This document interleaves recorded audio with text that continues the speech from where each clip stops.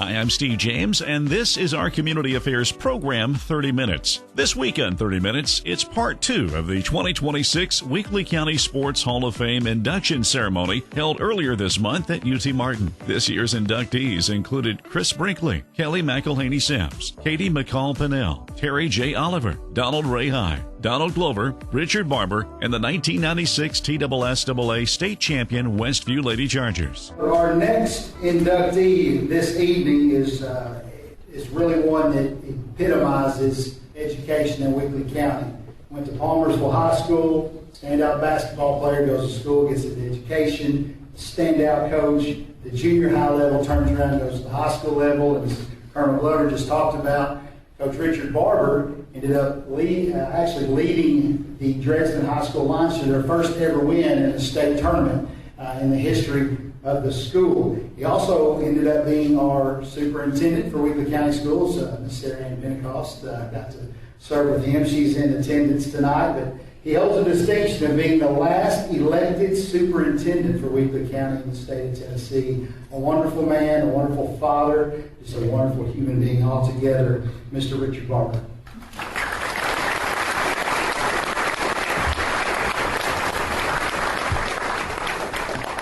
All right, let's talk about this first, Richard. After the upset of Bolton in that sub-state game, you will get David Lipscomb down in Memphis in the state tournament. And at the end of the first quarter, the score was 19-2 in favor of David Lipscomb. Talk to me about the comeback that ended up being history for your team. I don't remember stats very well, and I didn't remember the score until I actually read it. But we were down 19-2. There was a substitute that actually scored the 2 points. Our main team didn't score a single point in the first quarter. So we had quite a hill to overcome. But we didn't quit. They just kept playing, got close, and we had a player that could score with about anybody if he got going. But the interesting part about that whole game was that David Lipscomb had a player that was really good. He scored, his average was over 20 points a game, and he'd already scored 20-something points.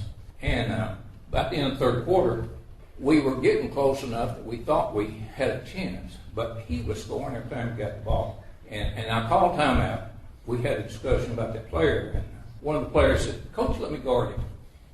And one of my players looked me in the eye, and he said, "No, Coach." He said that he won't score another point. And he didn't. And we won.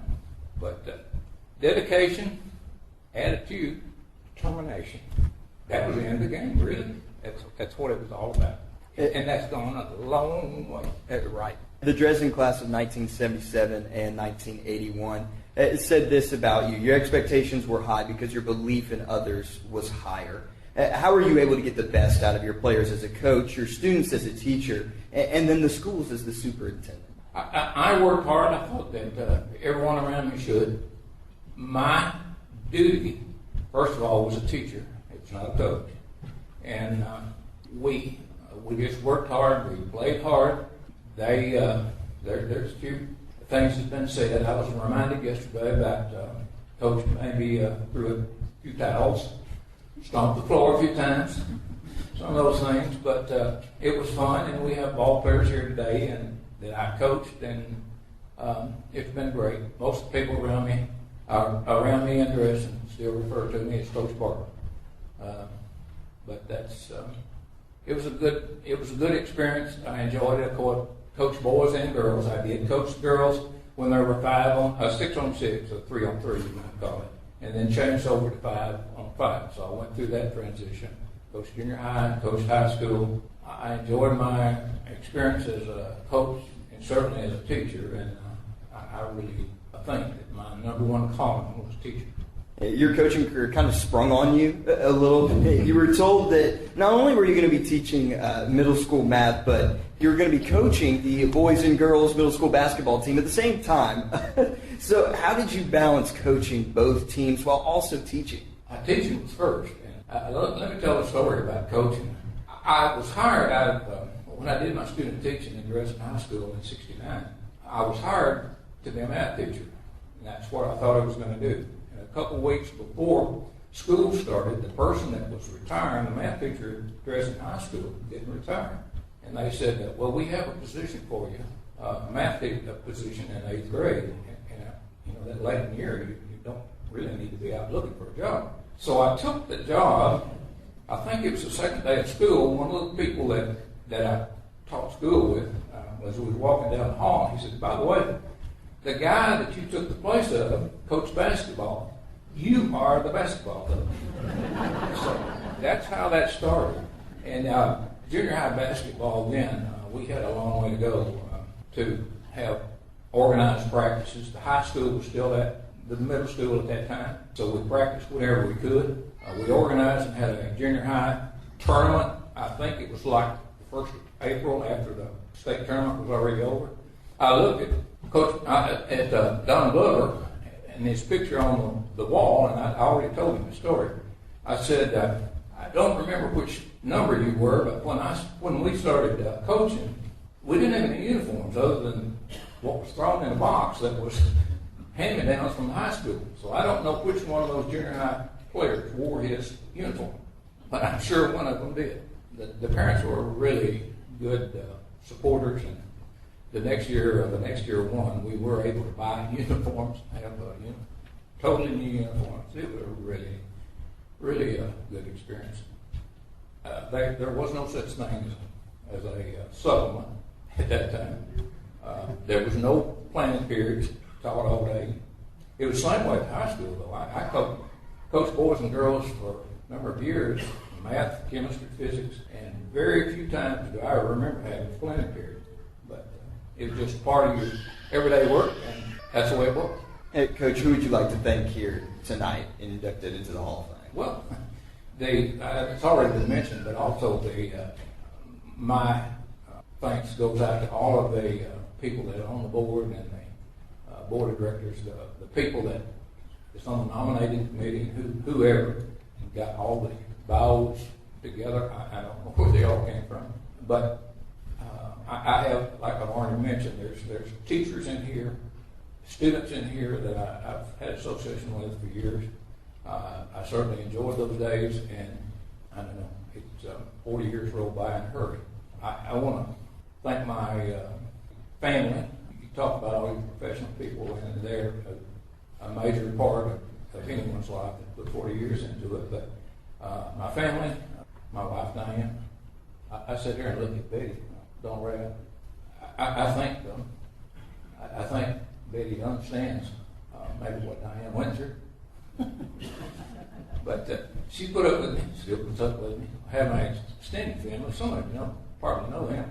Catherine went to school here at UTM and found her way to Paducah when she was a Channel 6 reporter. She and Mark live there. He has his own business, financial management. The two granddaughters are on their way to Ole Miss, and a special friend Cole with them. And then Jennifer teaches in Weakley County, all over the county, as a English second language. So she sees quite a few people from day to day. And our granddaughter Olivia lives in East Tennessee and works in a hospital in a lab. And she got off this morning off of her 12-hour shift at 7 o'clock. But it's been, I appreciate all the support we've gotten through the years from all of the wonderful people in Weakley County. And I think the good Lord, He certainly blessed me. Ladies and gentlemen, one more round of applause for our newest Hall of Famer, Mr. Richard Barker.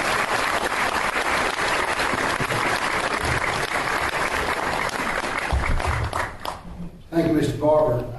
Dr. Pennell, did you realize that you were the only person with a photo from your playing days that's in color?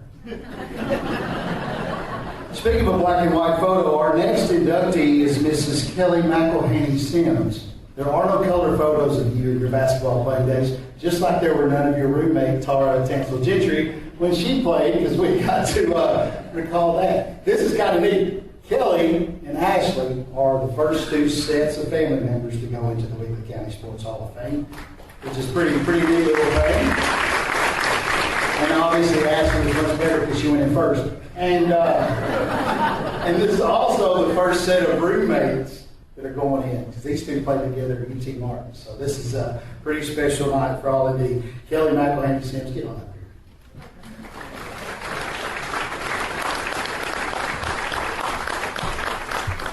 here. One word to describe you as a basketball player was a hard worker. You put in those extra hours in the gym. You're always looking for just 1% to get better at. That mentality, where did that come from? Well, I would have to go back a little bit.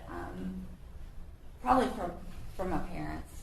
My dad, my mom, they were terrific athletes. My mom played basketball here for Martin. My dad for Gleason. He got a football scholarship through UGM. But fast forward till I was probably 7 or 8 years old, during the summer, my dad played in a men's league, and it was a fast pitch men's league.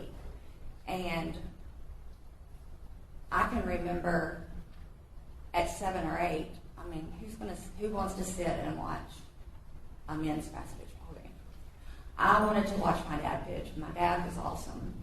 I can't explain the tenacious vibe that he had, but when he pitched, he would make this popping sound on his leg, and he always had a bruise, of course, with a big water dip in his mouth.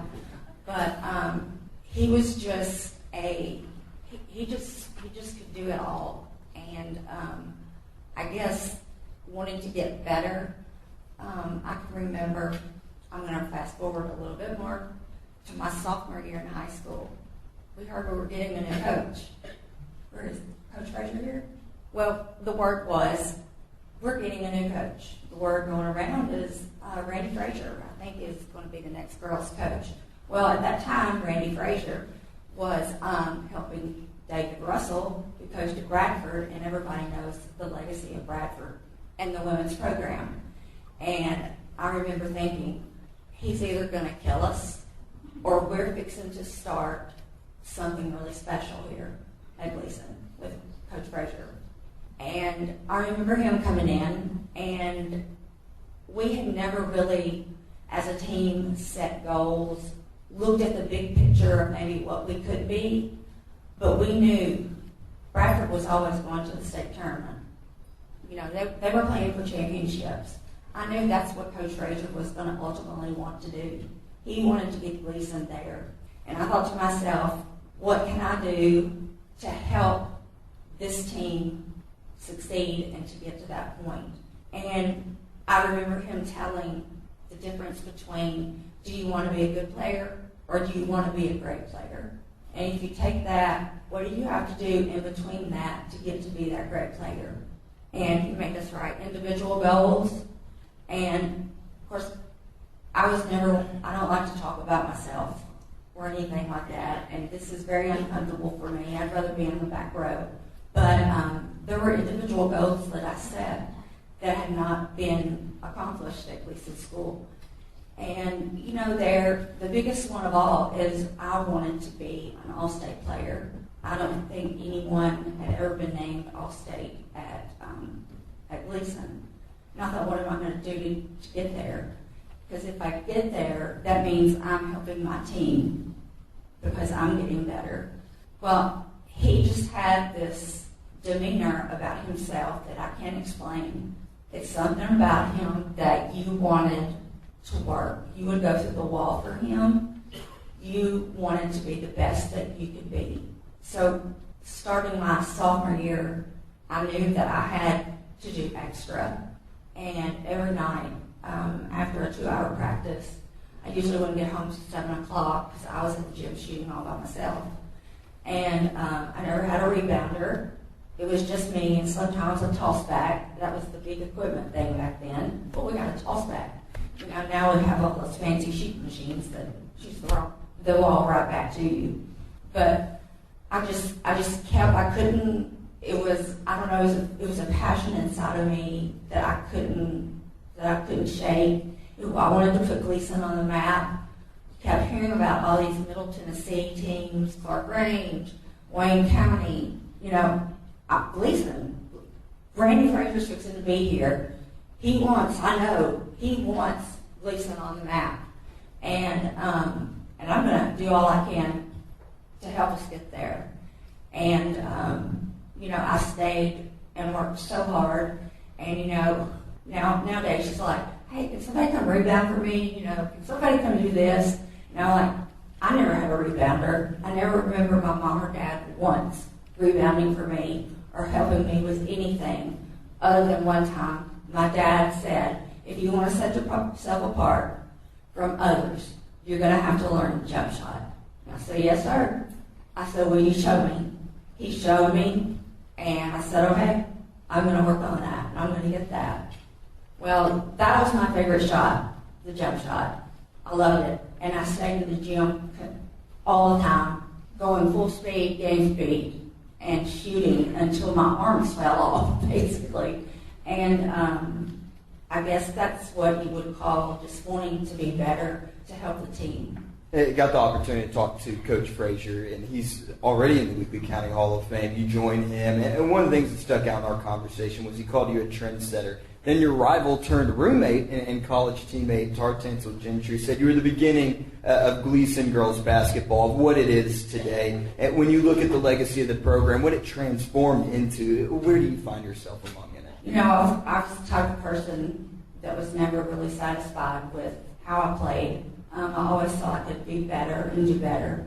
So I don't really, there would be times I would have people come up to me and say, you were the trendsetter. You started it all with your work ethic and showing younger girls coming up behind you what it takes to be successful. And I still feel that I'm not worthy of that. But there is, if you don't mind, there is a message that I received this morning from a player that when I woke up, I had it.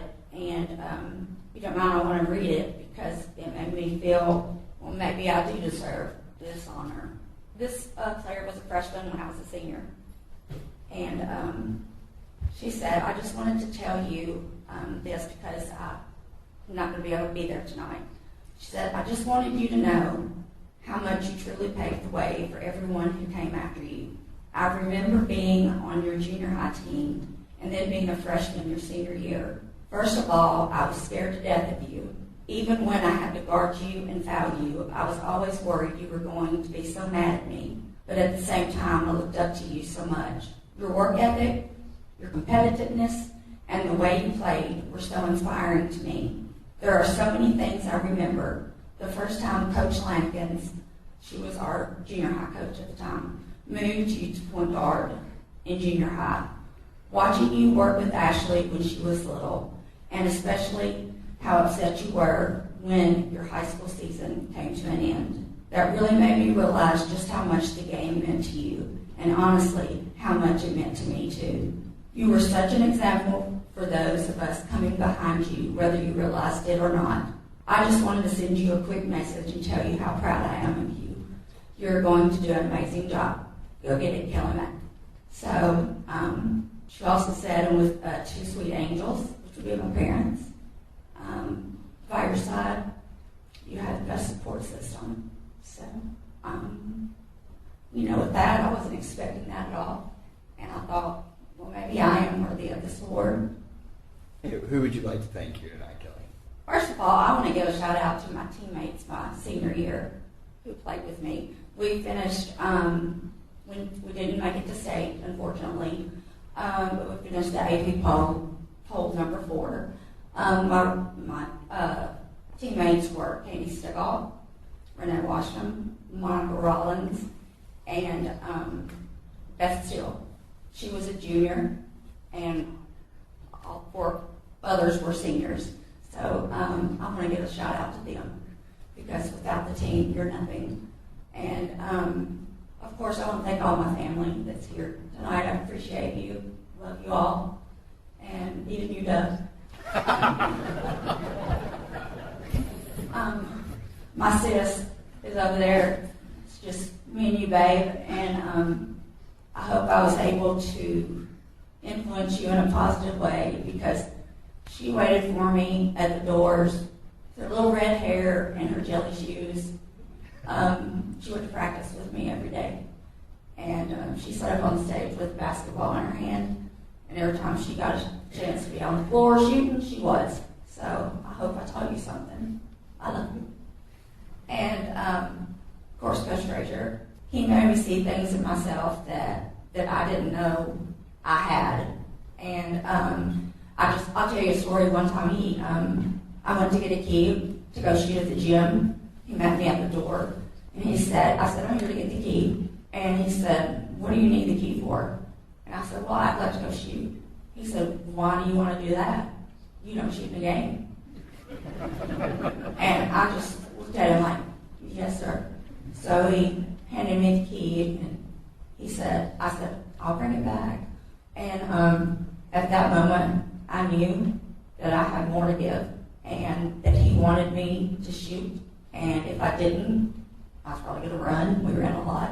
But also to the board, whoever nominated me, thank you so much. And I know it takes a lot to put all this together, and I'm very appreciative of this. So I'd like to thank the Hall of Fame also. Ladies and gentlemen, one more round of applause for our newest Hall of Famer, Ms. Kelly McWilliams.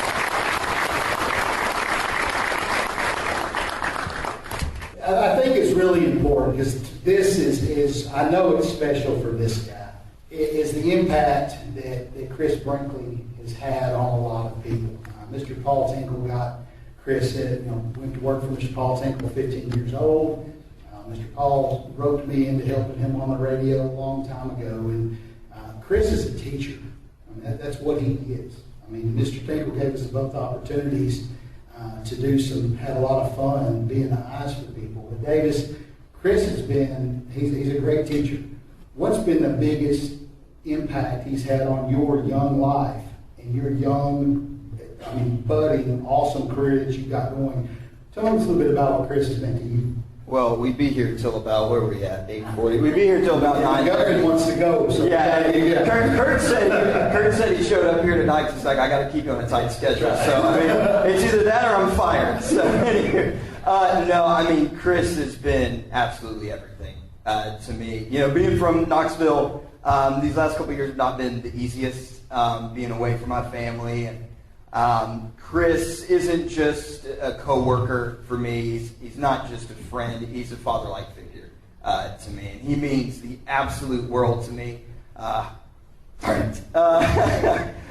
Chris, just love you. Thank you so much for what you mean. I truly mean this. Chris represents what this county is all about, which is knowing people, loving people in such a genuine way. Congratulations, Chris. Our next inductee, Mr. Chris Brinkley.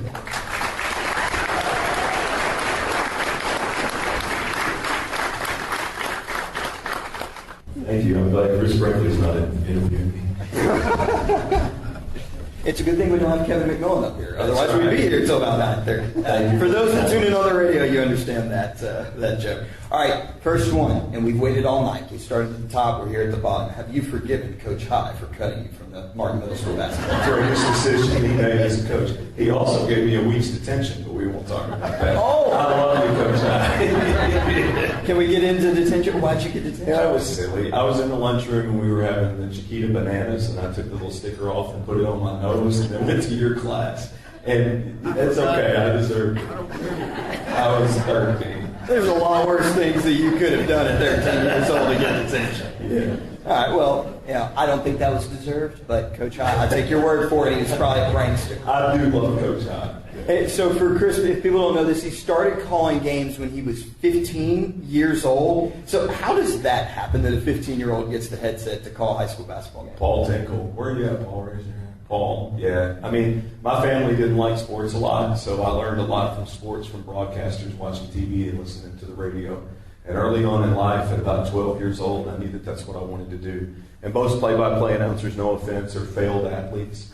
No, that's very true. Yeah. And Paul gave me an opportunity at 15. I think Paul saw that I wanted to learn, had a passion for it, and that's what I wanted to do.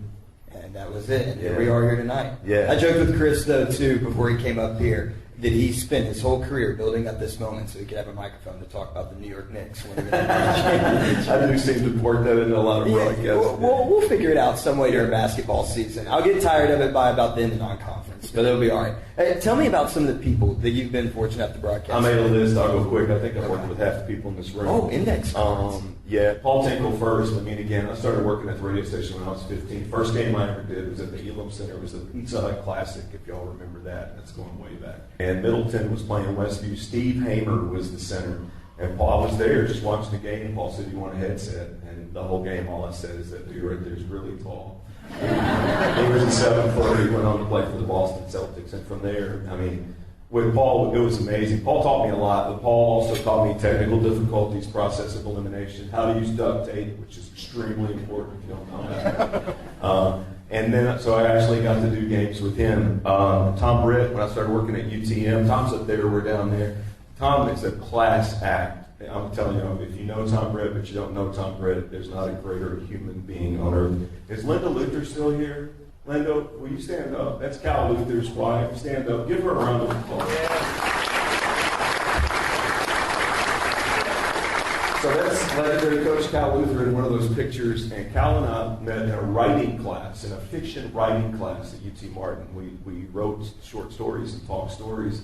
And one day I just got the courage to ask him if he wanted to do basketball games with me. And if you don't know who he was, he's a Hall of Fame coach at multiple Hall of Fames. He built the Murray State program. He coached against John Wooden, almost beat him. He knew Bob Cousy and Tex Winter. I swear he knew James Naismith. I mean, it was working with him was unbelievable. And the thing about it that you might not have known is that he would tell me these stories during the commercial breaks that were unbelievable. And he would start a story in the first quarter of the women's game and end it in the fourth quarter of the men's game in the second half.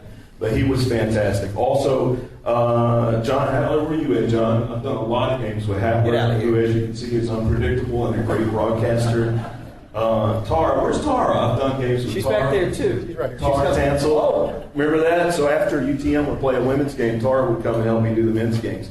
And then on the road, we talked to Tara's dad when he drove the UT Martin bus to help me do the games, too. So I would do one game with Tara and one game with her dad. The UT Martin crew, Alex and Rhino and Mac that are over there. David Williams is here. He drove from Missouri. I met him at a Grizzlies game. He was a Memphis Grizzlies podcaster. We've done games. Chuck Hammer's over there. I started working with Chuck when he was 15. I see Dennis and Judy Suter. I've done 1,000 games with Eddie Suter. I consider Coach McMillan a cohort because I've interviewed him about 2,000 times, and every time I zig, he zags. So he's made me a much better broadcaster, and then you. And it's been really, truly a pleasure to get the opportunity to work with you.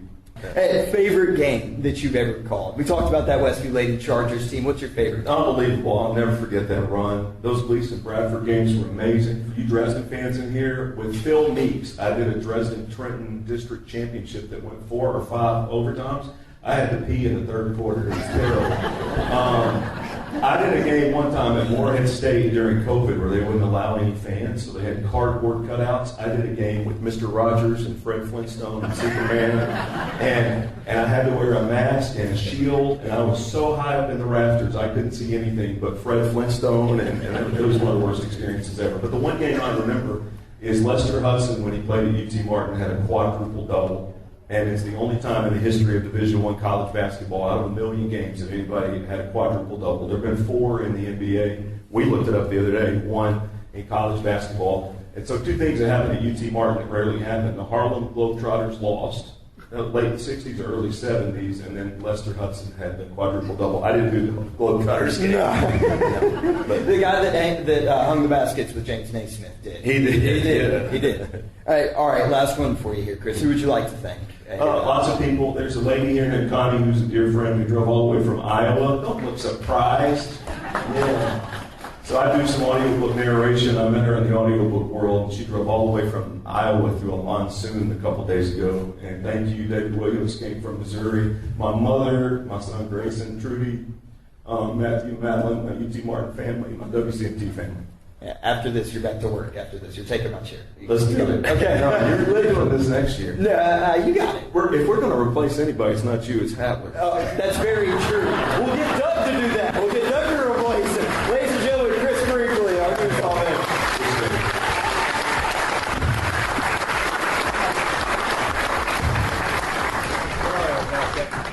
You've been listening to 30 Minutes, a community affairs program on Thunderbolt Radio. You can listen to this broadcast and others anytime by visiting thunderboltradio.com and following the Thunderbolt Radio and Digital YouTube page. Thanks for listening.